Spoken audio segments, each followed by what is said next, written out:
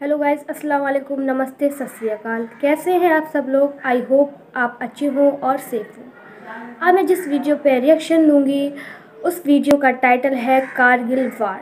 वो है खान सर की वीडियो। चलिए स्टार्ट करते हैं वीडियो को। इससे पहले प्लीज़ चैनल को सब्सक्राइब करें, लाइक करें एंड शेयर करें ताकि आपको ऐसी मोर रिएक्शन वीडियो की अपडेट टाइम टू टाइम मिलती रहे। चलिए जय हिंद, स्टार्ट करें वीडियो को।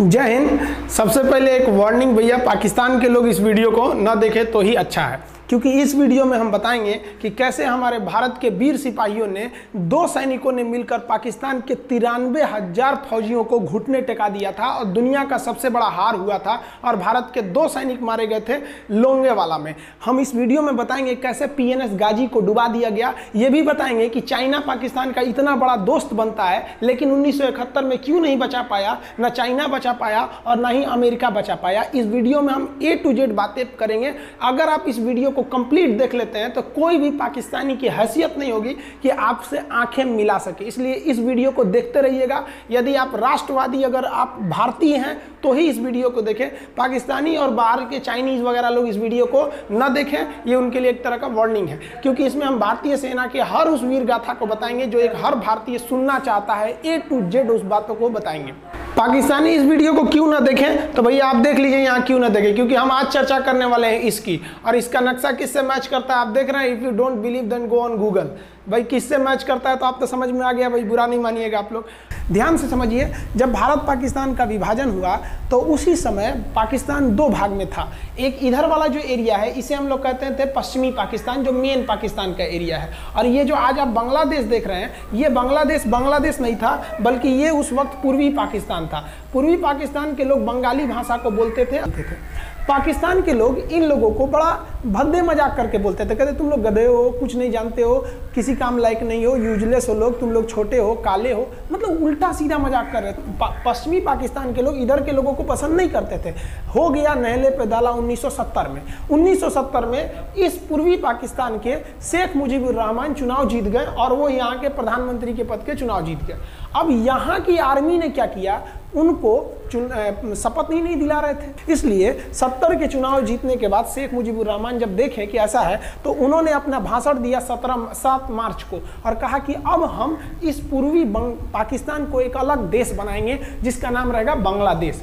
इस भाषण की वजह से आर्मी ने, पाकिस्तान की आर्मी ने 25 मार्च 1971 को गिरफ्तार करके अब पश्चिमी पाकिस्तान में अरेस्ट करके बंदी बनाकर रख दिया और यहाँ पर जुल्म करना चालू कर दिया।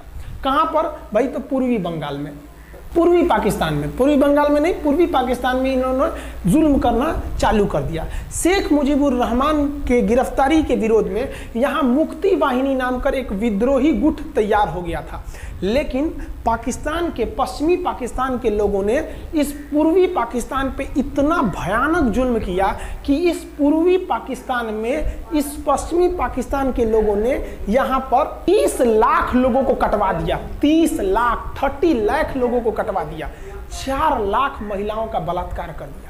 अपने देश के 4 लाख औरतों का रेप किया यहाँ पे। इतना भयानक वो दृश्य है कि अगर हम उसको YouTube पे दिखा देंगे ना तो YouTube हमारे ऊपर क्लेम करेगा, भैया आप ये सब इतने भयानक दृश्य नहीं दिखा सकते। आप अंदाजा लगाइए इनकी क्रूरता का। ये अपने देश पर इतना भयानक जुल्म कर रहे हैं। इतना भयानक जुल्म किया इन लोगों ने कि शेख मुजीबुर रहमान की गिरफ्तारी के बाद इस जुल्म का नतीजा ये हुआ कि अप्रैल 1971 तक भारत में यहाँ से लोग भाग के आ गए कि भैया हम जिंदा रहेंगे तब तो, और यहाँ 10 लाख लोग भारत में आ गए शरण लेने कि भैया हमको बचाइए। तो इंदिरा गांधी जानती थी कि जब तक यहाँ शांति नहीं होगा तब तक ये लोग वापस नहीं जा सकते थे, और शांति का एक ही था कि यहाँ पे घुस के इनको मारा जाए ताकि ये पश्चिमी पाकिस्तान वाले लोग यहाँ पर सुधर सके। तो इंदिरा गांधी ने इसके लिए बात की जनरल फील्ड मार्शल मानेकशॉ से। उन्होंने सेना प्रमुख मानेकशॉ से कहा, सैम मानेकशॉ से, कि आप अभी युद्ध कीजिए, हम आदेश देते हैं आप अभी युद्ध कीजिए बांग्लादेश पे, हम अपने पड़ोसियों को इस तरह मरते नहीं छोड़ेंगे, आप इस पे हमला कीजिए। उस समय ये पूर्वी पाकिस्तान था। मानेकशॉ ने कहा कि ना, हम हमला नहीं करेंगे। कही अरे क्यों? कहा कि आप महीना देख रही हैं, अप्रैल का महीना है। अप्रैल के महीने का मतलब बरसात का दिन सर पे है और बरसात के समय पूरब का हाल क्या होता है, एकदम भयानक बाढ़ आ जाती है। और उन्होंने एग्जाम्पल भी दिया कि सिकंदर की फौज भी हाथी लेके आई थी और कीचड़ में फंस गई थी कि अगर यहाँ हम लड़ जाते हैं तो यहाँ बरसात रहेगा, हम यहाँ उलझ जाएंगे, ये एरिया सूखा रहेगा, चाइना का ऊपर से एरिया सूखा रहेगा, ये हमला कर देंगे, हमको 3 ओर से लड़ाई लड़ना पड़ेगा। मानेकशॉ ने इंदिरा गांधी से कहा कि आप 2-3 काम कर लीजिए। कब तक के लिए कि नवंबर तक हम लोग युद्ध नहीं करेंगे, लेकिन अप्रैल से नवंबर के बीच में हम अपने सैनिकों को इस एरिया में लड़ने के लिए ट्रेनिंग दे सकते हैं, खन मुक्ति वाहिनी उसको हम ट्रेनिंग दे सकते हैं। और इसी में 1971 में हमारी जो थी भारत और रूस की एक समझौता पर हस्ताक्षर हो गया। अब हम लोगों ने पाकिस्तान को एक बारूद के ढेर पर बैठा दिया था। इंतजार था तो इस बात का कि उस बारूद में एक चिंगारी की और तब पाकिस्तान तबाह हो जाता। इत्तेफाक देखिए, उस बारूद के ढेर पर खुद चिंगारी जलाई पाकिस्तान ने। कैसे, तो समझिए कैसे। हम लोग का था कि इधर हम लोग ऑफेंसिव हो जाएंगे, मतलब इधर भयानक हमलावर हो जाएंगे, और इधर हम लोग डिफेंसिव रहेंगे, मतलब इधर कम हमला करेंगे, ताकि हम लोग का मेन मकसद पाकिस्तान से युद्ध नहीं था। हमारा मेन मकसद था हमारे अपने बांग्लादेशी भाइयों पर जो जुल्म हो रहा था, जो उनकी बहनों को रेप हो रहा था, इतना भयानक किया था वहाँ पर पाकिस्तानियों ने कि बाप के सामने बेटी का रेप करते थे और उसके बाद बाप को मार के कहते थे तू भी रेप कर। इतना मतलब मानवता पूरी खत्म कर दिया गया वहाँ पर। तो भारत ने कहा कि इधर हम डिफेंसिव रहेंगे। पाकिस्तान को ये खबर लग गई कि भारत ना इधर कमज़ोर है। अरे भैया, इधर हम कमज़ोर थोड़ी हैं, इधर कम सैनिक रखे हैं और इधर हम भयानक रखे हैं, तो इसका मतलब ये थोड़ी है कि हम कमज़ोर हो जाएंगे। भैया कहा जाता है ना कि सोनार के घर का कचड़ा भी बनिया के बादाम से महंगा बिकता है। देखिए, हम लोग ठंडी का इंतजार ही कर रहे थे कि पाकिस्तान ने गलती कर दिया। उसने 3 दिसंबर को अचानक हमला कर दिया श्रीनगर पे, पठानकोट पर, चंडीगढ़ पर, यहाँ पर आगरा हवाई अड्डे पर तबातोड़ हमला कर दिया। एयरफोर्स का इतना भयानक हमला पाकिस्तान का भारत पर हुआ कि भारत देखते रह गया। धड़ पाकिस्तान की जहाजें एंट्री मार गई सब भारत में, उसकी एयरफोर्स एंट्री कर दी। इतना भयानक हमला था, इतना भयानक कि भारत का एक भी सैनिक नहीं मरा। समझ रहे ना कितना भयानक हमला था। अरे भाई, आप यहाँ पर घुस जाएंगे हमारे देश में तो क्या हो जाएगा भैया, मूस मोटैयन लोढ़ा हुईन, हाथी घोड़ा थोड़े हुईन। भारत तो इसी का इंतजार कर रहा था। देहात में कहावत कहा जाता है कि रोए के रानी तले अखिए खुदा गई। भैया हम प्लाने कर रहे थे कि हमला करने के लिए कि आप हमारे पे हमला करिए दीजिए। अब विश्व का भी दबाव नहीं आएगा हमारे ऊपर कि भैया हमला तो आपने किया है, अब हम लोग छोड़ेंगे नहीं। भारत एकदम दृढ़ निश्चय कर लिया। इसी बीच पाकिस्तान को एक खतरनाक खबर लग गई। क्या थी खबर भाई? तो देखिए, पाकिस्तान को खबर लगी कि भारत की ज़्यादातर फौज इस पूर्वी पाकिस्तान की ओर डिप्लॉयड है और यहाँ राजस्थान के जैसलमेर जिला में एक जगह है लोंगेवाला। उस लोंगेवाला में केवल और केवल 120 फौजी हैं। और अगर पाकिस्तान ने सोचा कि 120 फौजियों को हम रातों रात मार देते हैं तो उस समय एयरफोर्स रात में लड़ाई नहीं कर सकती थी, इसलिए इन्होंने लोंगेवाला में एंट्री मार दी। पूरी भयानक टैंक लेकर, फौज लेकर, इन्फेंट्री लेकर, और उसको वो लोग लोंगेवाला में घुसने के लिए चल दिए। और लोंगेवाला में भारत के पास केवल 120 सिपाही थे, केवल 120, और उन पर वो हजारों की संख्या में टूट पड़े। लेकिन घबराना नहीं चाहिए, क्योंकि चींटियां तादाद में कितनी भी क्यों ना हो जाएं, गन्ना घसीट के नहीं ले जा सकती हैं। लोंगेवाला में जो ड्यूटी थी उस समय कुलदीप सिंह चांदपुरी जी का। कुलदीप सिंह चांदपुरी सरदार हैं, आप देखे होंगे बॉर्डर मूवी में इनका रोल सनी देओल ने किया है। अब ये कुलदीप सिंह, ये भैया पंजाबी सिख, अब ये लोग 1.25 लाख से नीचे कुछ सोचते ही नहीं है। चिड़िया नू में बाज लड़ावा, गिदड़ नू में शेर बनावा, और 1.25 लाख नू एक लड़ावा, तब गोविंद सिंह नाम रखावा। खबर आया कि आपसे जो लड़ने आ रहे हैं ना पाकिस्तान की ओर से, वो ब्रिगेडियर तारिक मीर आ रहा है। उसके पास टैंक है, 2800 फौज है, बहुत ही तेज रफ्तार से आ रहा है। आपके पास केवल 120 जवान है कुलदीप सिंह। आप पीछे हट जाइए, आप पीछे हट जाइए, क्योंकि आपको हम ना, आप बहादुर हैं इसमें नो डाउट, लेकिन आप कैसे लड़िएगा उतनी भयानक फौज के पास से। यहाँ उन्होंने कहा खालसा सिख है, नहीं हट सकते हम दिखा देंगे कि हम 120 भी उन पर क्या पड़ेंगे, भारी पड़ेंगे। इनके पास ना ही टैंक को उड़ाने के लिए कोई संसाधन थे, टैंक को मारने के लिए एक जीप पर लगा हुआ छोटा सा तोप था, और इनके पास 3 ठो माइंस लगे थे। माइंस समझते हैं आप लोग? टैंक जो होता है ना बम, उसको उड़ाने के लिए माइंस लगाए जाते हैं। तो देखिए ध्यान से, ये है माइंस, ये माइंस होते हैं। इस पर अगर टैंक चढ़ता है ना तो टैंक ब्लास्ट कर जाता है। तब इन्होंने दिमाग लगाया। इन्होंने क्या किया, जो खाली रेगिस्तान था ना, उसमें ना आगे की ओर 3 ठो ओरिजिनल माइंस को लगा दिया, और जो खाना खाने वाला टिफिन होता है ना, 4 खंडे वाला, इसे उस टिफिन को इन लोगों ने रातों रात ना बिछा दिया। ऐसे लाइन से देखिए, लाइन से पाकिस्तान की टैंक आई तो शुरुआत में तो भैया ओरिजिनल माइंस था, धड़ाम से लगा, पाकिस्तान की टैंक उड़ गई। पाकिस्तान का एक टैंक उड़ा, फिर दूसरा उड़ा, तीसरा उड़ा, पाकिस्तानी एकदम डर गए सब। ब्रिगेडियर तारिक मीर कहें कि भैया यहाँ तो माइंस लगा के रखा है इन लोगों ने, एक काम करो, इंजीनियरों को बुलाओ, पूरा माइंस निकालो। अब ब्रिगेडियर जो हमारे मेजर कुलदीप सिंह थे, ये जानते थे कि बाबू अगर हम तुमको रात भर रोक दिए ना तो सुबह हमारी एयरफोर्स आएगी, तुमको जिंदा नहीं छोड़ेगी। इसलिए इन्होंने पूरा टिफिन बिछाया था। इन पाकिस्तानियों ने 6 घंटे लगा दिए उनको निकालने में। इंजीनियर आते थे तो डर के मारे टिफिन निकालते थे, अरे बाप रे बाप, और टिफिन में तो ईंटा पत्थर भर देते थे और डर के ले जाते, अरे भागो भागो भागो, माइंस है, माइंस है। इसको लगाते लगाते इन लोगों ने पूरी रात बिता दी। 3 बज गया। 3 बजे इनको पूरा सन्नाटा दिखा कि भैया ये तो टिफिन है, ये रेगिस्तान में ये तो टिफिन है। अब उन्होंने कहा कि आदेश दिया कि हमला करो। तो कुलदीप सिंह जो थे चांदपुरी, उन्होंने बालू के बीच में ऐसे गड्ढे बना रखे थे और अपने फौजियों को ना 2 किलोमीटर एरिया में बिछा दिया था, एक उधर एक इधर एक इधर। तो चारों ओर से फायरिंग होती थी। पाकिस्तानियों को लगी ना कि भैया हमको गलत इंफॉर्मेशन मिल गया है, 120 गो मिल के ऐसे थोड़े मारेगा सब। सोच रहा उधर से गोली, इधर से गोली, धड़ाधड़ बम, गोला दारू सब चल रहा है यहाँ पर। इतना भयानक कहीं कोई 120 आदमी मिल के ऐसे मारता है? नहीं भाई, इतना भयानक ऐसे सुनसान एरिया में कहाँ से कौन मार रहा है? एकदम तबाही मचा दिया। कुलदीप सिंह चांदपुरी ने क्या तबाही मचाया था आप देखना चाहते हैं तो देखिए उन लोगों ने क्या तबाही मचाया था। ये है पाकिस्तान का टैंक, ये धज्जी उड़ गया था टैंक का, थुथुर तूर दिया इसका यहाँ पे। ये देखिए टैंक का, पाकिस्तानी देख रहे हैं कि भैया सब चक्का उक्का फेंका गया। बताइए ये चांदपुरी साहब कैसा करना चाहिए? ये कोई वीडियो गेम खेल रहे हैं? मार के धज्जी उड़ा दिया। अरे पाकिस्तान बच्चा है, अपने बच्चा है, बिगड़ गया, आराम से मारिए। ऐसे एकदम धज्जी उड़ा दिए हैं बेचारा सबको। पाकिस्तान के टैंक को धज्जी उड़ा के उस पर भारतीय सैनिक खड़ा होकर फोटो खिंचवा रहा था। फोटो खींचे, फोटो खींच। उस समय सेल्फी नहीं था ना, तो आगे से फोटो खींचना, फोटो खींच। यहाँ पे आने वाली पीढ़ियों को ये प्रेरणा देगी। बताइए इतना सुंदर गाड़ी लेके आया था पाकिस्तान मारने के लिए, हाँ बेचारा ऐसे मारा जाता है? हाँ अरे ब्रिगेड मेजर साहब आप भी, बच्चा है, बच्चा को थोड़ा आराम से मारिए। देखिए इसका थोबड़ा बिगाड़ दिया गाड़ी का।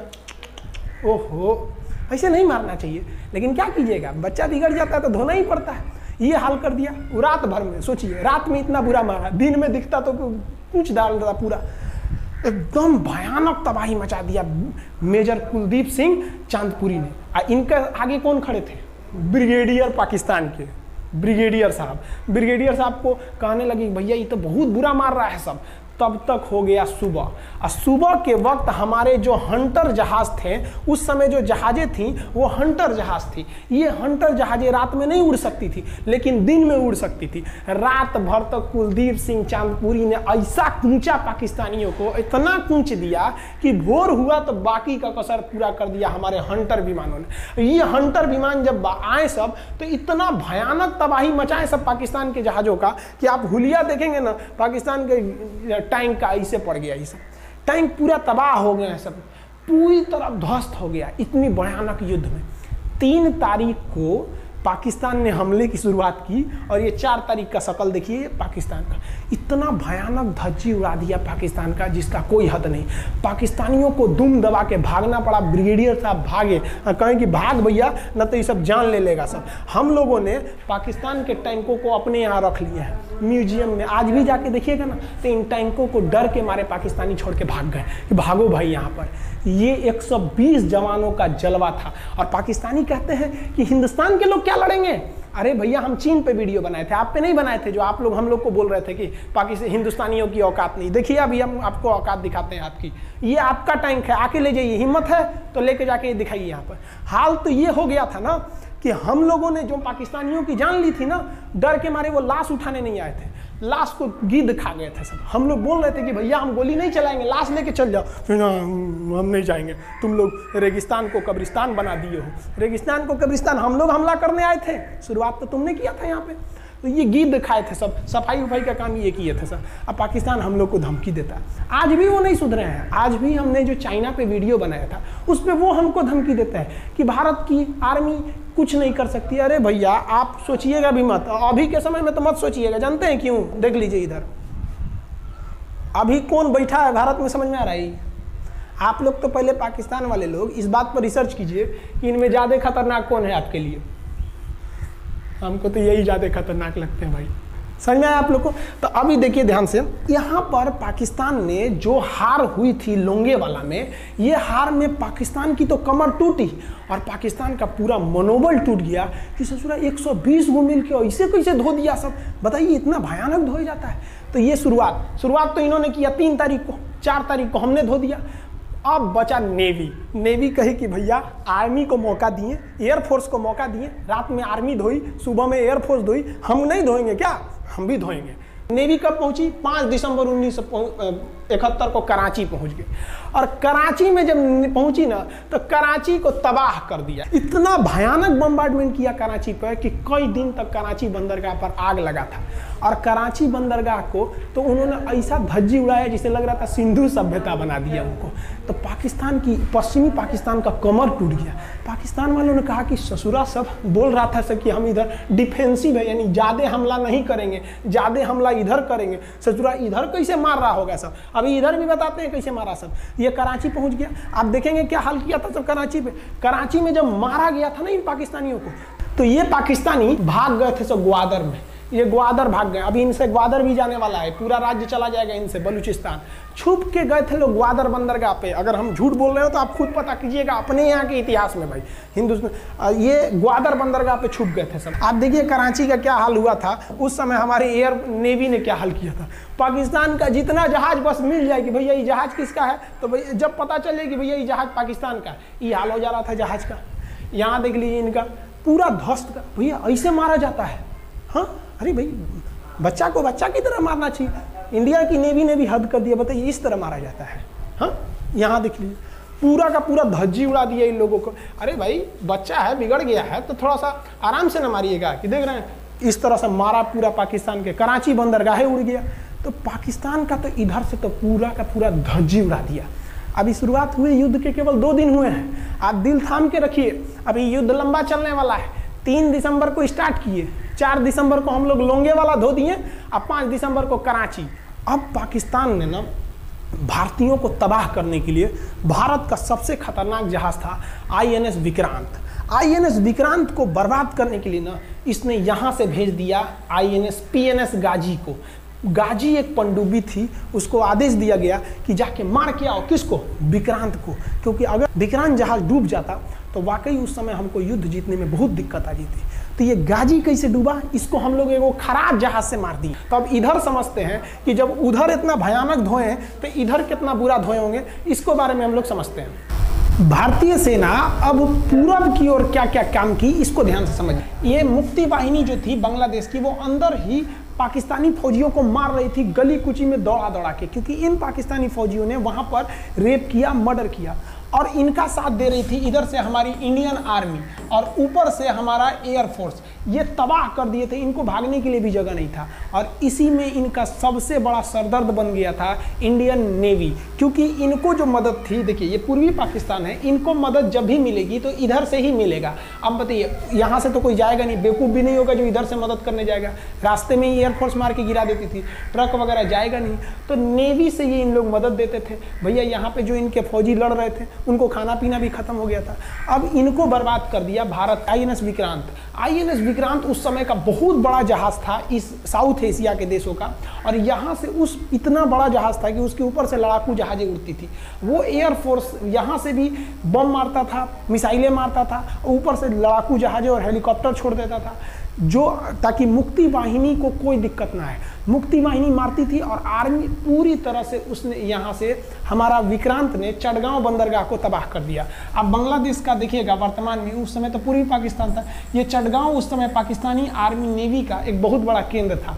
इधर हम लोग ने उड़ा दिया कराची, इधर उड़ा दिया हम लोग ने चटगांव। अब मुक्ति वाहिनी को कोई खास दिक्कत नहीं आ रहा था। अब पाकिस्तान ने कहा कि हर हाल में इस विक्रांत को बर्बाद करो। देखिए ये विक्रांत है, विक्रांत जहाज जो था इस पे से इसके ऊपर देखिए आपको लड़ाकू जहाजें दिखेंगी। PNS गाजी को क्या आदेश दिया गया था भाई कि तुमको जाना है और इस विक्रांत को बंगाल की खाड़ी में जाने के बाद इसी में डुबा देना है। अब पाकिस्तान वालों का इतना दिन तो अच्छा था नहीं, भारतीय खुफिया एजेंसी को पता चल गया कि पाकिस्तान की पनडुब्बी वो समुद्र के अंदर अंदर चलती है, उसको साइलेंट किलर कहा जाता है।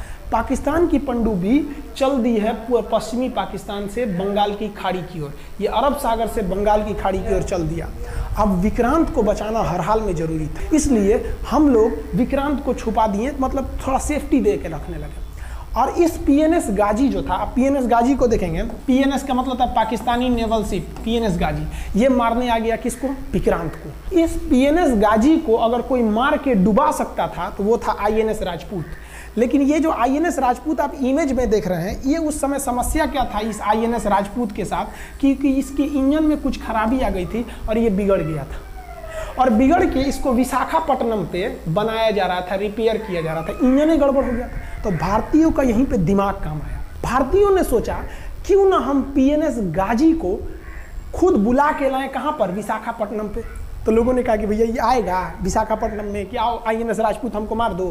तो कहा कि नहीं, देखिए कैसे आएगा।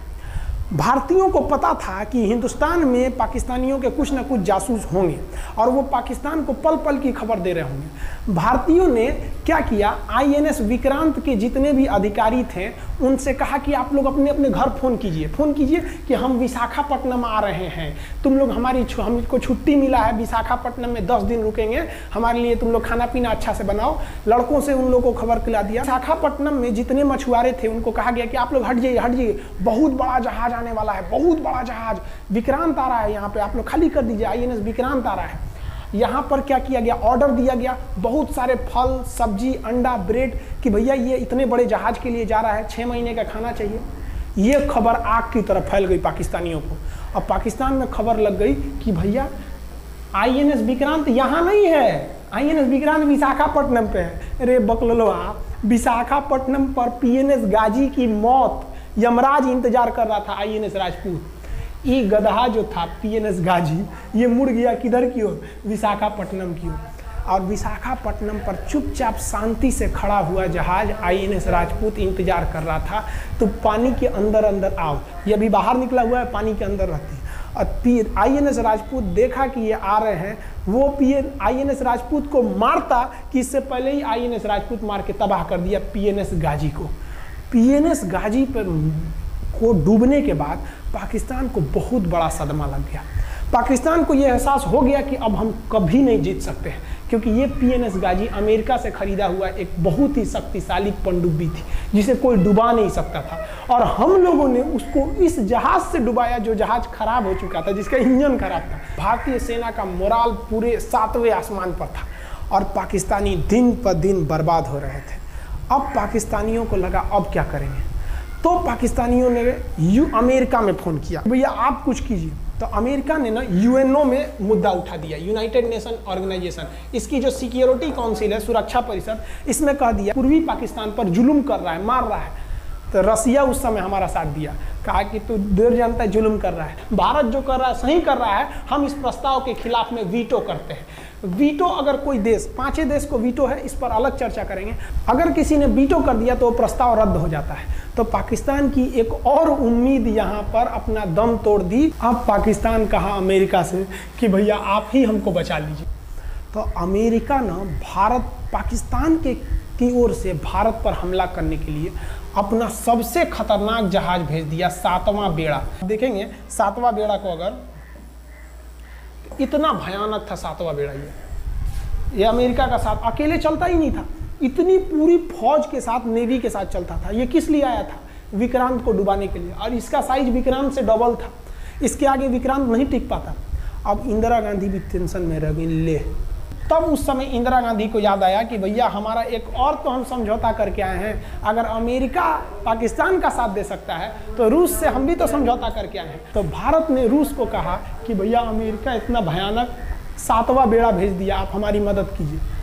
तो रूस ने कहा टेंशन क्या लेते हो, देखो हम बोलते हैं। रूस ने परमाणु पनडुब्बी भेज दी और रूस ने अपना 40वां बेड़ा भेज दिया। आप देखेंगे ये रूस का 40वां बेड़ा है, ये अपने भारी भरकम जहाज़ों के पूरे ग्रुप के साथ चल दिया, कहा कि चल भैया देखते तुमको कौन मारेगा भारत को। और अमेरिका को सीधा कह दिया कि भैया विक्रांत पर अगर आपने हमला किया तो ये हमला हम रूस पर हमला मान लेंगे। यहाँ पर खड़ा था भारत का विक्रांत और उसकी सपोर्ट में खड़ा था रूस का 40वां बेड़ा। और रूस ने यमन से अपनी एयरफोर्स को भी कह दिया था कि भैया तुम भारत की देखभाल करना। तो भारत की सुरक्षा के लिए इतने लोग, और अमेरिका अपना 7वां बेड़ा लेके यहाँ मुंह देख रहा था, और ब्रिटेन ने भी अपने ईगल नाम के बेड़ा को भी भेज दिया था। तो ये 2 लोग हमारे खिलाफ आ गए थे लड़ने के लिए कि अब बताइए, हम लोग बांग्लादेश की भलाई सोच रहे थे, और अमेरिका का 7वां बेड़ा और रूस का ब्रिटेन का ईगल हम लोग के खिलाफ था, और हमारा अपना विक्रांत और रूस की एयरफोर्स और उसकी 40वां बेड़ा हमारे साथ थी। ये पूरी तरह से बाउंड्री बना दिया था 40वां बेड़ा। 40वां बेड़ा का कहना था कि भैया हमारे जहाज पर ऑटोमेटिक मिसाइल लगी है, तुम अगर इधर आओगे तो हम मार देंगे तुमको ऐसे ही। रूस ने अपनी सारी पनडुब्बियों को ऊपर उठा दिया समुद्र के ऊपर, ताकि सैटेलाइट से और दूसरी निगरानी से देखा जा सके, और यही हुआ भी। वो लोग रूस के इतने खतरनाक जहाज़ों के ग्रुप को देखकर घबरा गए, इतना घबरा गए कि ब्रिटेन ने कहा था we are too late. Britain का ईगल बेड़ा अमेरिका के 7वां बेड़ा से कह रहा है कि रे उधर मत जो, बहुत देर हो गया है, वो पहले पहुंच गया है रूस, अब मारेगा वहीं तबाह हो जाओगे यहाँ पे। तो 7वां बेड़ा ने धमकी दिया कि हमारे जहाज में परमाणु बम लदे हुए हैं। तो 40वां बेड़ा ने रिप्लाई किया था कि हम भी जब चले थे ना तो परमाणु बम लादे के चले थे, और गिनती जब कर रहे थे तो हम भी गिनती किए थे, 250 हमारे पास भी परमाणु बम था, लेकिन इतना ज़्यादा था कि सोचे कि कौन गिनेगा, बाद में गिनेंगे, आ जाओ देखते हैं किसके पास कितना है।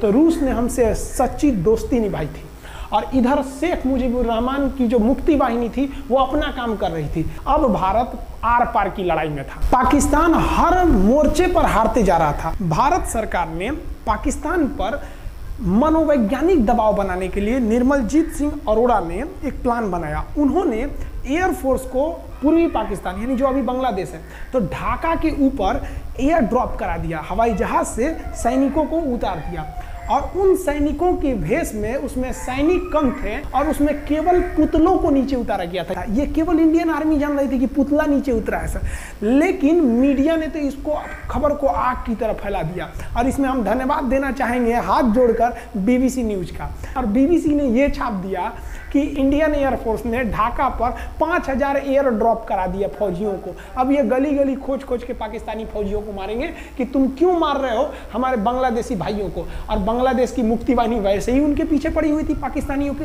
अब पाकिस्तानियों का पूरा मनोबल टूट गया, पाकिस्तानी गली गली छुप गए सब। सोचिए, ये पुतला से डर जा रहे थे सब, रियलिटी में ये फौजी नहीं थे, ये पुतला गिराया गया था एयर ड्रॉप करके। अब वो लोग डर के मारे भाग गया यहाँ पर। अब एयरफोर्स ने देखा कि उसकी ये छोटे से वैज्ञानिक दबाव का इतना खतरनाक असर पड़ा है। एयरफोर्स ने कहा कि अब एक काम करते हैं, अब आर पार को अब ठोक डालते हैं पाकिस्तान को, अब जो होगा सो देखा जाएगा। एयरफोर्स ने बांग्लादेश के जो गवर्नर थे उनके घर पे हमला कर दिया। अब वो घर में नहीं थे, वो तो बच गए।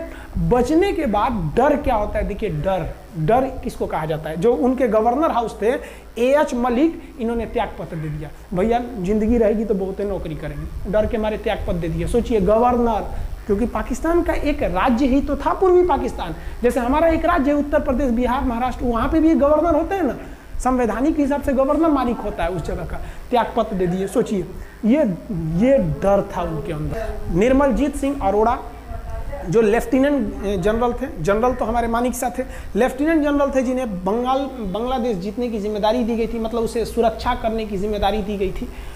वो पाकिस्तान के लेफ्टिनेंट जनरल नियाजी से बात किए और उन्हें कहे कि हम आपको आधा घंटा का टाइम देते हैं, और आप इस आधा घंटा में विचार कीजिए आप सरेंडर करते हैं कि नहीं। अगर आप सरेंडर कर देंगे तो हम आपको गारंटी देते हैं कि आपके सैनिकों को जिंदा रखा जाएगा, और अगर आप हमारी बात को नहीं मानेंगे, देखिए गवर्नर साहब के घर है, कोई ठीक नहीं है, आपके घर पे भी यही हो जाएगा।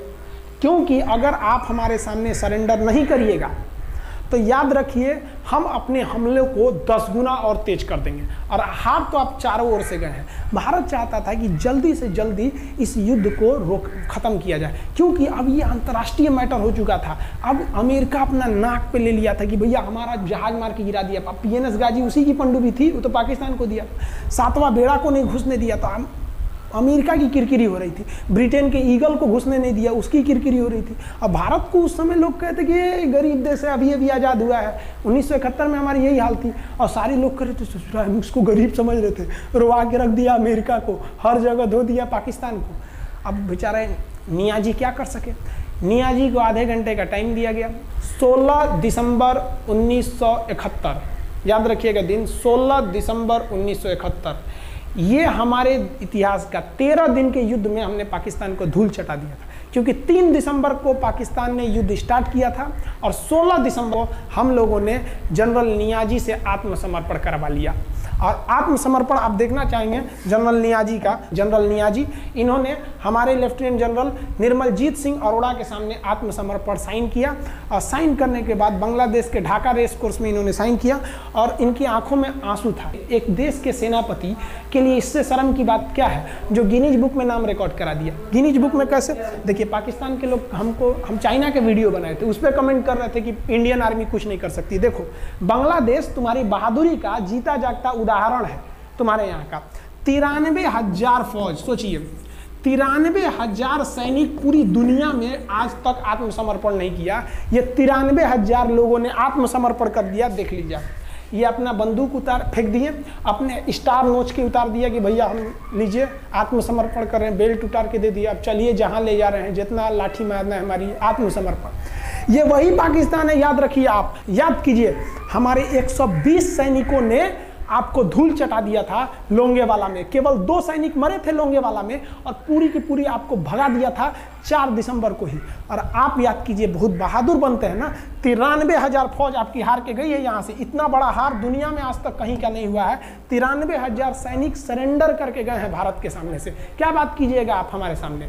तो ये है, गिनीज बुक में नाम है। ये तो है भैया पाकिस्तान की आर्मी, एक तरह से गिनीज बुक में नाम है ना जी।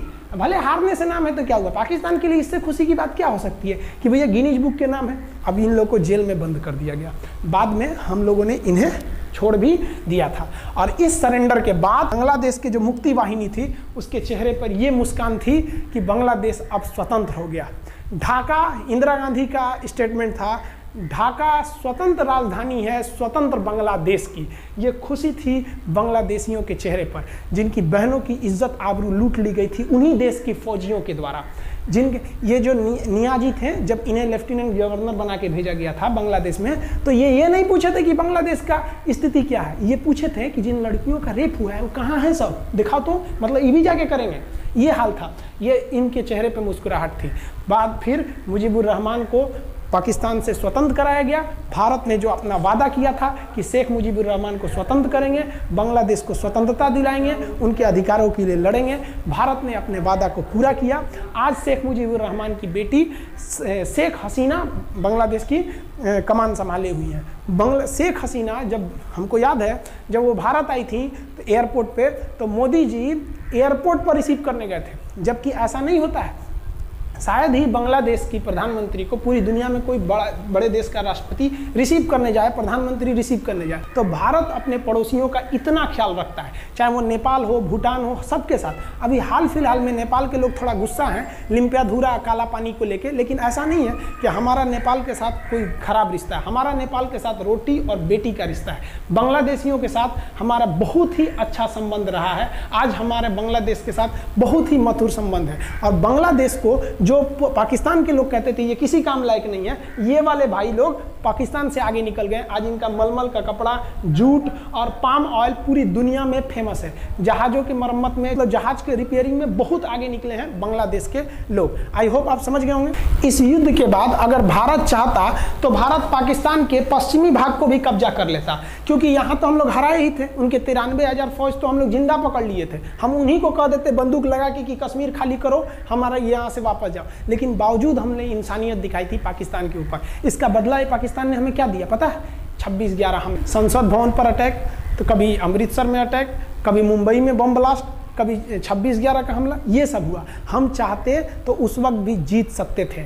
ये पाकिस्तान वाले आप जो कहते हैं कि हम बहुत बहादुर हैं, भारतीय सेना हमारा क्या कर सकती है, तो भारतीय सेना की रहमो करम पर आप लोग जिंदा थे, वरना 1972 में ये जो सेना थी ना 71 में, आप लोग को कहीं का नहीं छोड़ती। आप हिंदुस्तान के व्यूवर्स आप लोगों से भी कहते हैं कि एक लाइक तो बनता है इस सैनिकों के लिए, हमारे लिए नहीं, हमारे इस चैनल के लिए। कभी नहीं कहेंगे कि खान जी रिसर्च सेंटर चैनल को आप सब्सक्राइब करिए, लाइक करिए, हम ये कभी नहीं कहते हैं। लेकिन हम ये जरूर कहते हैं कि आज एक लाइक बनता है हमारे इन वीर सिपाहियों के लिए, लिए जो आज भी सेना के लिए डटे हुए हैं। और ये पाकिस्तान इस पर कमेंट करते हैं। हम आप भारतीयों से कहते हैं, आप हिंदुस्तानी हैं तो इस वीडियो को जितना से ज़्यादा शेयर करना है आप शेयर कीजिए, ताकि आपके बच्चों तक को ये पता चल सके कि हमारे सैनिक कितने बहादुरी हैं, कितने बहादुरी से लड़े थे हमारे सैनिक, कितने बहादुर हैं। और इस वीडियो को आप इतना शेयर कीजिए कि पाकिस्तान तक पहुंचे और वहां का बच्चा इस वीडियो को देखे, ताकि उनके अंदर भारतीय सेना का जो डर है वो बैठे।